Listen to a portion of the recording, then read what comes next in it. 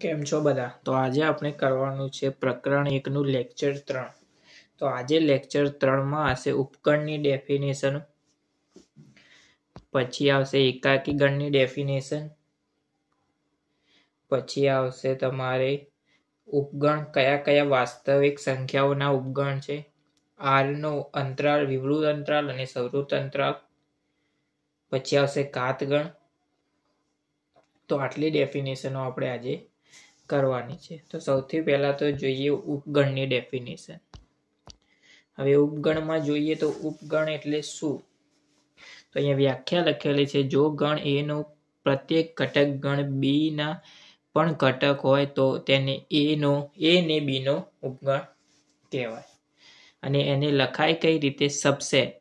ઉપગણને ઇંગ્લિશમાં કહેવાય સબસેટ. અહીંયા લખેલું છે A સબસેટ ઓફ B, એટલે A ને B નો ઉપગણ કહેવાય. એક્ઝામ્પલ જોઈએ તો તમને વધારે ખ્યાલ આવશે કે અહીંયા આગળ તમને A આપેલો છે 1, 2 અને B આપેલો છે અહીંયા આગળ 1, 2 અને 3. હવે તમે જુઓ કે 1 અને 2 બંને B માં આવી જાય છે, તો અહીંયા આગળ આપણે કહીશું A B નો સબસેટ છે. સબસેટ એટલે A B નો ઉપગણ છે. હવે ઉપગણ લખી શકાય, પરંતુ એને બીજી રીતે બિલોંગ્સ ટુ પણ લખી શકાય કે A belongs to B. A ના બધા જ સભ્યો B માં છે. હવે એના પછી આવે છે કે જ્યારે તેનો સબસેટ ના હોય તો તેને ડઝ નોટ સબસેટ ઓફ કહીશું આપણે B નું.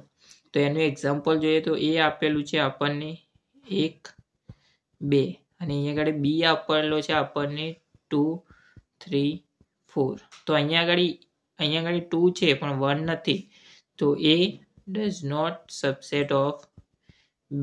સોરી, અહીંયા આગળ બિલોંગ્સ ટુ ભૂલથી લખાઈ ગયું. A does not subset of B. બરાબર છે. હવે એના આગળ આપણને એક્ઝામ્પલ એના આપેલા કે સમય સંખ્યાનો ગણ Q એ વાસ્તવિક સંખ્યા ગણ R નો ઉપગણ છે. એટલે અહીંયા તમે જુઓ કે R માં Q ની બધી જ કિંમતો R માં આવી જાય, કારણ કે R એ મોટો ગણ છે, વાસ્તવિક સંખ્યાઓનો ગણ. તો સમય સંખ્યા વાસ્તવિક સંખ્યાઓમાં આવી જાય છે, તો Q એ R નો સબસેટ છે. જો 56 ના ધન પૂર્ણાંક અવયવો ગણ A માં હોય અને 56 ના અવિભાજ્ય પૂર્ણાંકો B માં હોય તો B એ A નો ઉપગણ છે એમ લખી શકાય, B સબસેટ ઓફ A. હવે 56 ના ધન પૂર્ણાંકો અવયવો એટલે બધા જ આવી જશે, અને એમાંથી અવિભાજ્ય અવયવો તો એની અંદર આવશે જ. ત્રીજું એક્ઝામ્પલ આપેલું છે કે જો 1, 2, 1, 3, 5 અને x, જ્યાં x એ 6 કરતા નાની અયુગ્મ પ્રાકૃતિક સંખ્યા. હવે 6 કરતા નાની અયુગ્મ એટલે એકી સંખ્યા તો કઈ થશે? 1, 3 અને 5. બરાબર છે, 1, 3 અને 5. તો A સબસેટ ઓફ B છે અને અહીં આગળ B સબસેટ ઓફ A છે. તો બંને A સબસેટ ઓફ B અને B સબસેટ ઓફ A હોય ત્યારે આપણે લખી શકીએ કે A is equal to B. ચોથું એક્ઝામ્પલ આપેલું છે કે A માં આપેલું છે A, E, I, O, U. B આપેલું છે A, B, C, D. તો અહીંયા આગળ જુઓ કે A એ B નો ઉપગણ નથી અને B એ A નો ઉપગણ નથી. નેક્સ્ટ આપેલું છે બીજી બે ડેફિનેશનો, ઉચિત ગણ અને અધિગણ, પ્રોપર સબસેટ અને સુપરસેટની ડેફિનેશનો આપેલી છે. તો એના માટે શું થાય છે? ધારો કે આપણને બે ગણ આપેલા છે A અને B. જો A B નો ઘટક હોય પરંતુ A not equal to B હોય તો એને આપણે શું કહીશું? ઉચિત ઉપગણ. અહીંયા આગળ બીજું આપેલું છે આપણને B ને A નું શું કહેવાય? અધિગણ એટલે સુપરસેટ કહેવાય. જ્યારે A બિલોંગ્સ ટુ B હોય, એના બધા ઘટકો B માં હોય પરંતુ A અને B ના ઘટકો સરખા ન હોય ત્યારે આપણે A ને B નો ઉપગણ કહીશું અને B ને A નો અધિગણ કહીશું. અહીંયા આગળ એક્ઝામ્પલ આપેલું છે કે A ઇઝ ઇક્વલ ટુ 1, 2, 3. એ ગણ B 1, 2, 3, 4 એ બી નો અહીંયા આગળ તમે જુઓ કે એ બી નો ઉચિત ગણ છે, કારણ કે અહીંયા જુઓ કે એ does not equal to B છે, પરંતુ એ સબસેટ ઓફ બી આપેલું છે. ચોથી આપણને ડેફિનેશન આપેલી છે એકાકી ગણની. હવે જે રીતે ખાલી ગણ હતો જેમાં કોઈ પણ ઘટક ના હોય એને ખાલી ગણ કહેવાય. અહીંયા આગળ એકાકી ગણ આપેલું છે કે જેમાં ખાલી એક જ ઘટક હોય એને આપણે કહીશું એકાકી ગણ. સિમ્પલ છે. ઉદાહરણ આપેલું છે આપણને ગણ 5, એ આપેલો છે 1 3, બી આપેલો છે 1 5 9, સી આપેલો છે 1 3 5 7 9. હવે અહીંયા આગળ આપણે લખવાનું છે કે કોણ કોનો સબસેટ છે અને કોણ કોનો સબસેટ નથી. હવે અહીંયા આગળ સૌથી પહેલા તો આપણને આપેલું છે 5.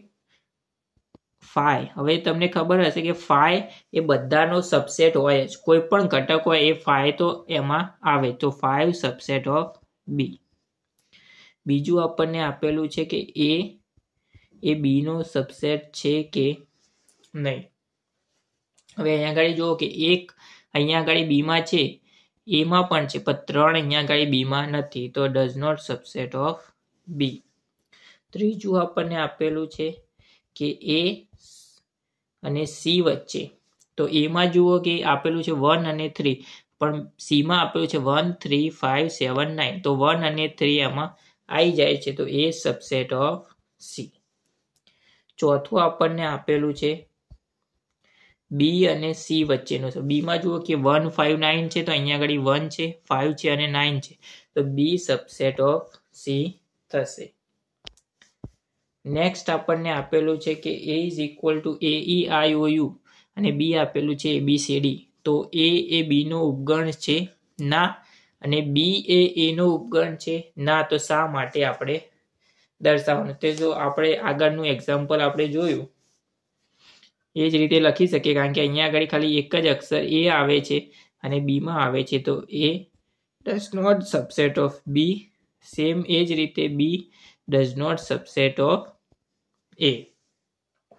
અહીંયા આગળ A does not equal to B થઈ જશે. આ જ રીઝન આપણે લખી શકીએ. તો 11મું એક્ઝામ્પલ આપેલું છે કે એ બી સી 3 ગણ આપેલા છે આપણને. એ બિલોંગ્સ ટુ બી આપેલું છે, બી સબસેટ ઓફ સી છે, તો એ સબસેટ ઓફ સી સાચું છે કે નહીં.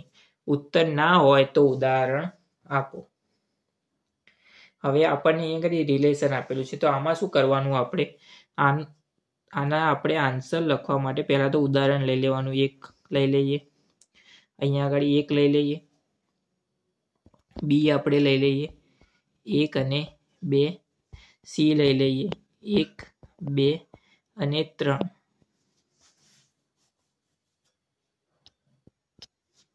બરાબર છે.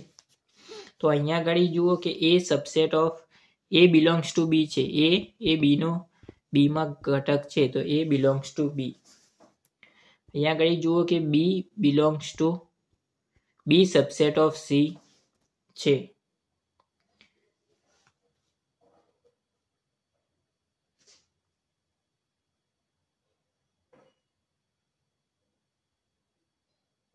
પરંતુ અહીંયા આગળ છગડીયો કૌંસ કરીએ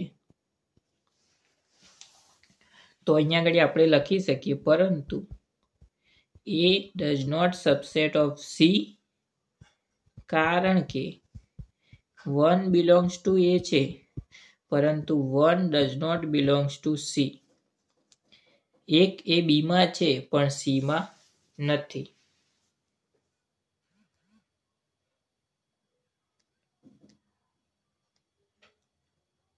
તો અહીંયા આગળ નેક્સ્ટ આપણને આપેલું છે કે વાસ્તવિક સંખ્યાઓ જેટલી પણ છે, પ્રાકૃતિક સંખ્યા છે, સમય સંખ્યા છે, વાસ્તવિક સંખ્યા છે, એ બધી જ સંખ્યાઓ એકબીજાની સબસેટ કઈ છે, તો પ્રાકૃતિક સંખ્યા સબસેટ ઓફ ઝેડ અને ઝેડ સબસેટ ઓફ સમય સંખ્યા. હવે આપણને આગળ સમજી ગયા કે સમય સંખ્યા એ વાસ્તવિક સંખ્યાનો ગણ છે અને ટી અહીંયા આગળ અસમય સંખ્યા દર્શાવે, તો ટી પણ વાસ્તવિક સંખ્યાઓમાં આવી જાય. અને પ્રાકૃતિક સંખ્યા એ સમય સંખ્યામાં આવશે નહીં. નેક્સ્ટ આપણને અંતરાલ માટે આપેલું છે કે વિવૃત અંતરાલ કોને કહેવાય અને સવૃત અંતરાલ કોને કહેવાય. હવે વિવૃત અંતરાલ એટલે y આપણને કોઈ કિંમત આપેલી છે, ધારો કે y 1 less than y less than 3, બરાબર. આને આપણે લખી કઈ રીતે શકીએ કે નાના કૌંસમાં a અને b, તો આને લખાય નાના કૌંસમાં 1 અને 3.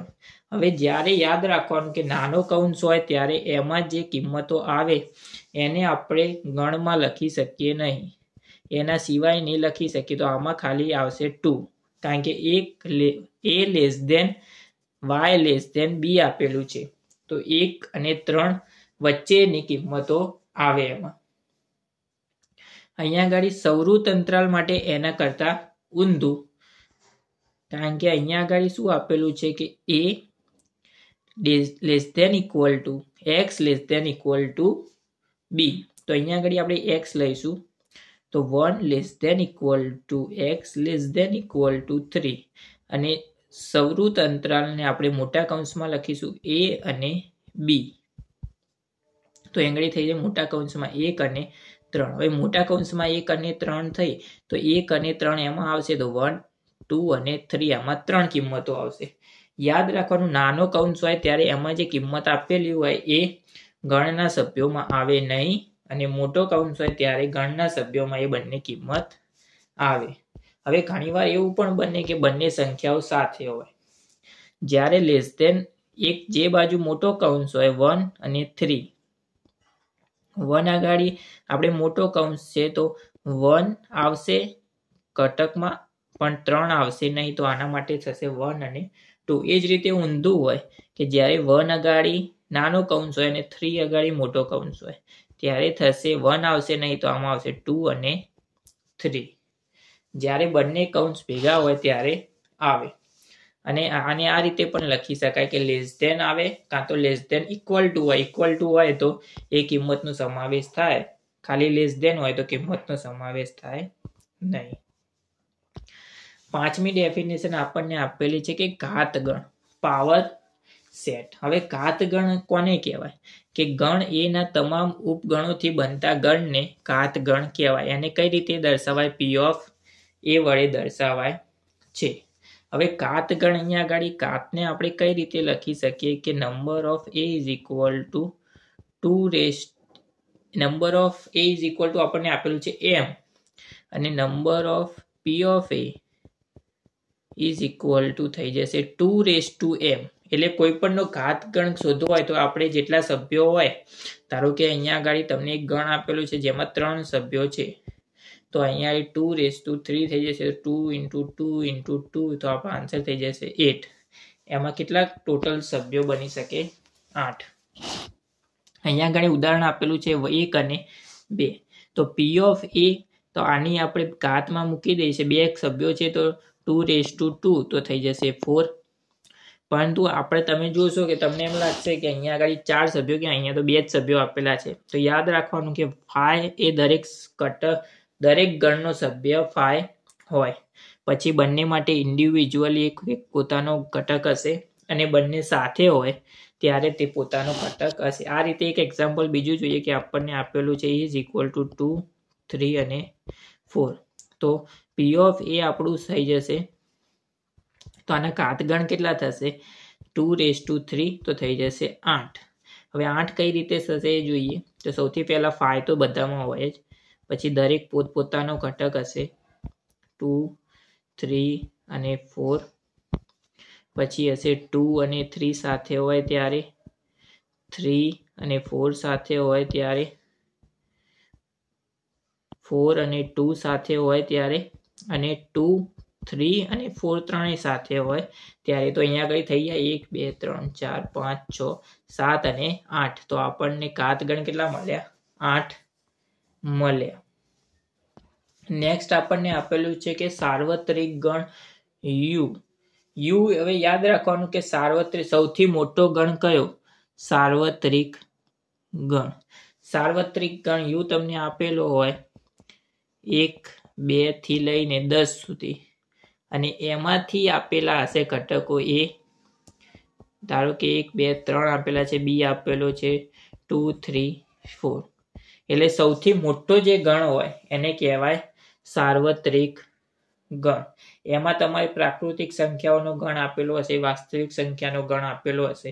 જેમ બધા એક્ઝામ્પલ કરીશું એમાં તમને સાર્વત્રિક ગણની રીતે પ્રાકૃતિક સંખ્યા આપેલ છે, વાસ્તવિક સંખ્યા આપેલ છે, એ રીતે ગણો આપેલા હશે.